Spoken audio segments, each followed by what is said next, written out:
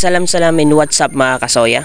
Samahan niyo po kami sa araw na to na kung saan kami ay mag-harvest sa loob ng palaisdaan ng malalaking alimango.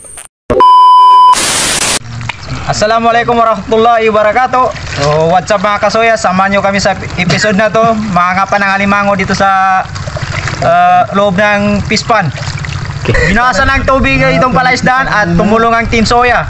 Okay. So, kasama ko ngayon si Julius, si Datsboy, si Chayo, at Mr. Box, Boy Tamling, at ang cameraman natin, si Atnin. Ang yung lingkod, Wingman. Okay. Cha-cha. Bye-bye.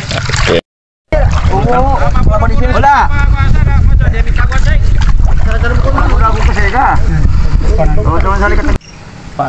Nice one. Ito na siya. Uy. Laki. Nice one. Okay. Saya na nga mga kasoy, so nang sabag pa lang namin dito sa pangapan na alimango ay may huli na agad si Julius. At may pangalawa pang huli si Julius ng malaking alimango.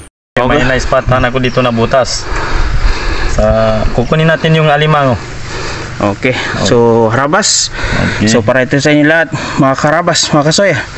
Kamay lang ito. Diyan na, nandito na siya. Kung makikita niyo may butas, dito siya lumatago.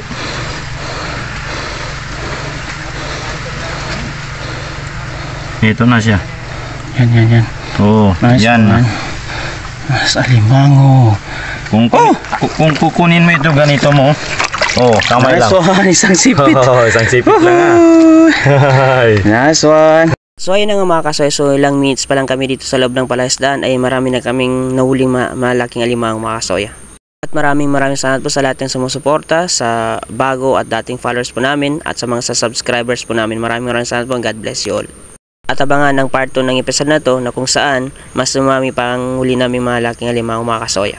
At kung nagustuhan nyo ang mga ganitong content, catch and cook ng malaking alimango, please paki-subscribe, paki-follow, like and share itong video na to at FB page namin at YouTube channel namin, Team Soya.